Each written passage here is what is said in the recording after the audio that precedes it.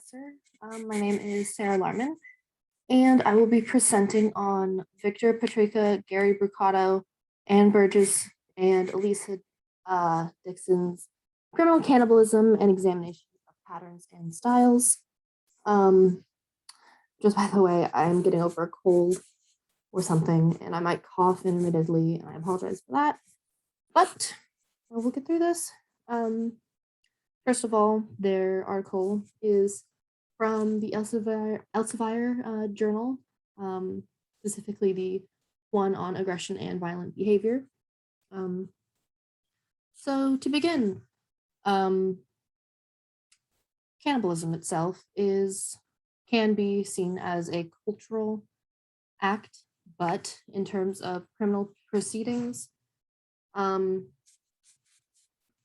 cannibalism is a very inhumane act, but the authors were studying and comparing cannibalism in criminal cases as opposed to dismemberment or mutilation of victims where flesh is not actually consumed. They were trying to look at cannibalism and mutilation and why one eats their victims and why one does not, but still dismembers in a similar fashion. Their cases were taken from the serial killer database, and they were looking for specific variables like the motive, the style, the level of organization during the crime.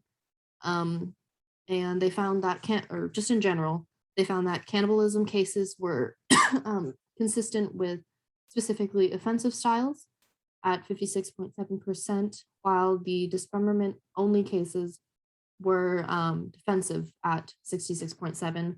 That's another thing they looked at. Oh, never mind, actually, that's part of the introduction. In terms of the dismemberment or mutilation cases, it seemed as though the ultimate goal was to dispose of evidence. That is why there was no consumption of the victim. It also showed that the cannibal cases were usually planned, organized, and very sadistic. There also seemed to be very obvious, I shouldn't say obvious, sorry. There are patterns in the cannibalism cases where they tend to be psychosis-driven, disorganized, and aggressive, but there are also cannibalism cases that are sadistic, organized, and offensive. So for their introduction, they begin by defining what cannibalism is, which is the consumption of the flesh of another human being. Though cannibalism is practiced in many other cultures, like in times of famine, criminal offenders also cannibalize their victims. There is also personal cause cannibalism, which is not seen in a lot of research, which is another reason why these authors are trying to find more research on why cannibalism happens and what the motive is behind it. Many of the times, cannibalism cases are actually presumed towards more mental cases, as in civil commitments, rather than different, cases.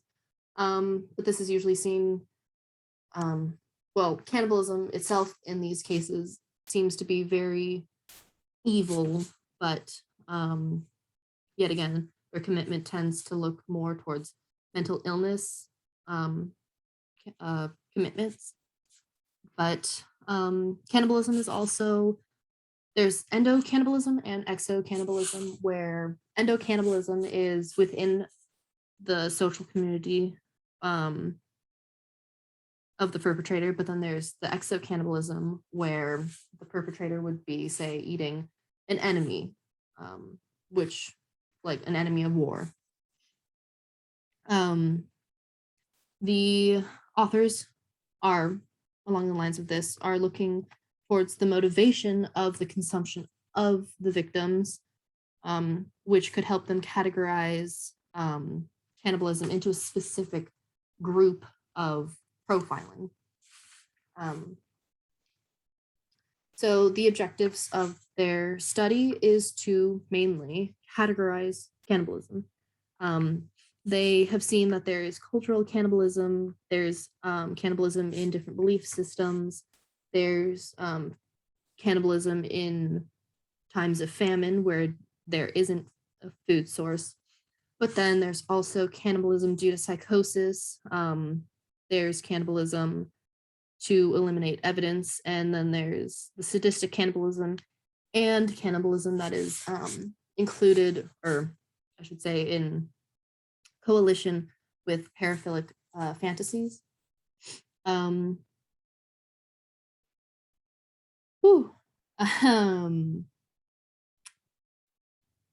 me. Cannibalism, or yes, sorry. Cannibalism is a very violent act in and of itself, but it does not seem to most likely be in self-defense. That is why the authors are looking to separate it as offensive, aggressive, offensive, or defensive, which they later find data on. But it seems as though many people suffering from psychosis tend to be cannibalistic, or tend to undergo cannibalistic activities. But again, it's also dependent on personality, such as narcissism, but also, again, the paraphilic sexual arousal and sadistic cruelty. But their main objective is to determine these patterns that are seen within the cannibalistic cases, as well as the as well as the dismemberment only cases. They are looking at the patterns, or they state that they're looking for the patterns of those who engage in cannibalism in comparison to those who posthumously dismember or mutilate their victims but do not consume the flesh.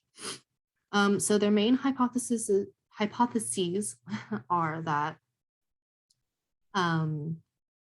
there would be a relationship between the dismemberment style, the motive, and whether the person was simply only dismembered and or cannibalized. They also hypothesized that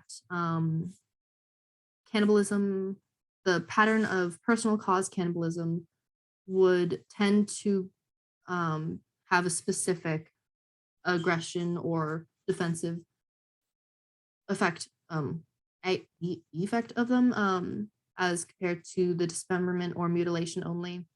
But they also believe that cannibal cases would most likely, or they say twice as likely, be disorganized as opposed to a more organized dismemberment style. So for their methods, they are looking at cases from the Radford, Florida Gulf Coast University serial killer database. They're also looking at public databases, court records, and mainstream media. So, for instance, they found interviews of one Robert Ressler, who had interviews with Jeffrey Dahmer at the time of his case. And Jeffrey Dahmer is known, obviously, as a very well-known serial killer, but he also cannibalized many of his victims. And this, that data is very important as to why he cannibalized and not only dismembered his victims. But the methods, there was data that was collected and turned into inferential and descriptive statistical data that in turn could be turned into graphs that could be analyzed. Specifically, the cases that they were gathering had to be after 1950, and the offenders had to be at least a minimum age of 18. The methods were specific in analyzing and comparing the variables that were before mentioned, but they looked at the demography, the criminal history, mental health history, the motive for the murder, motive and style of dismemberment, and the motive for cannibalism, as well as the legal outcomes. So their results found from the 120 perpetrators that they found that they analyzed, that a majority of the cases were from the United States.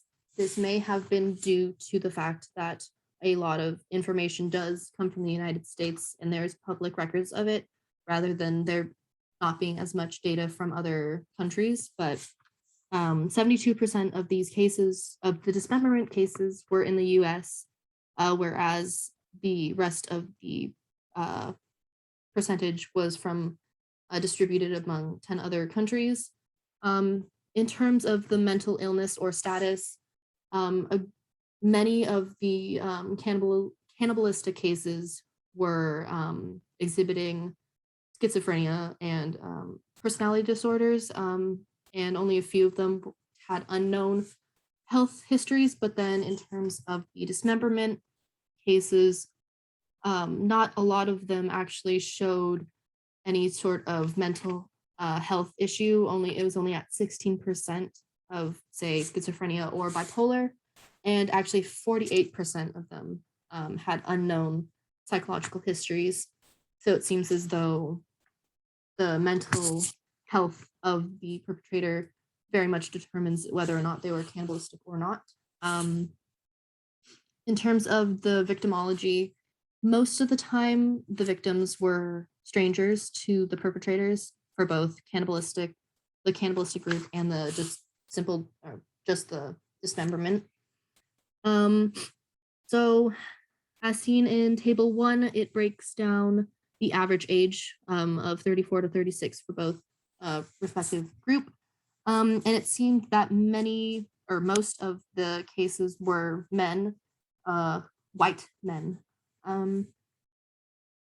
So as before mentioned, the authors were trying to focus specifically on whether or not the cases were offensive, defensive, or aggressive.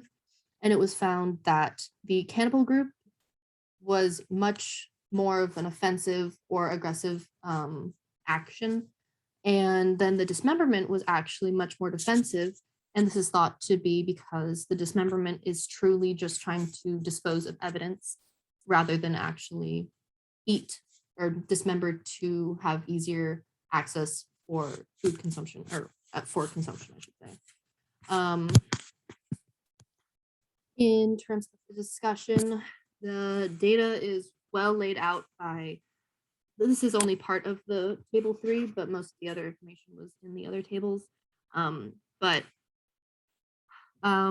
Again, the mental diagnosis of the cannibal group was much more prevalent than those of the dismemberment group. The organization is also very important. It seemed as though the cannibal group was much more disorganized, in fact, because it was out of a paraphilic fantasy that and driven by a psychotic or some sort of psychosis, whereas the dismemberment group tended to be very much more organized and defensive to get rid of the evidence of their kill. The legal outcomes, which was very interesting, my opinion, followed that the cannibals tended to get convicted of a more civil or involuntary commitment because of their mental stability and or capacity, mental capacity. It always seemed to be confounded by, say, bipolar or personality disorders, which changed their commitment. In terms of their conclusion, it was seen that authors finally categorized cannibalism as actually a subcategory of dismemberment and mutilation. The cannibalistic cases were much more offensive and aggressive, and the dismemberment cases, in fact, were defensive, in order to get rid of evidence. Again, it was interesting that cannibals actually, in fact, were not trying to get rid of the evidence. Rather, they were trying to fulfill their paraphilic fantasies. And as Jeffrey Dahmer actually quoted, he wanted to be, he cannibalized his victims out of curiosity and wanted to be closer to his victims. And yeah, cannibal cases were much more aggressive, impulsive, and exaggerated, whereas and disorganized. And the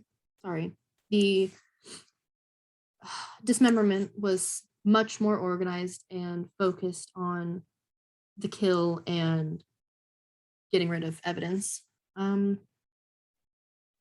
Yes, I think I've gone over 15 minutes, but I just wanted to state that I found this article when I was looking for my case study articles about trauma theory towards serial killing and, say, paraphilic ideations.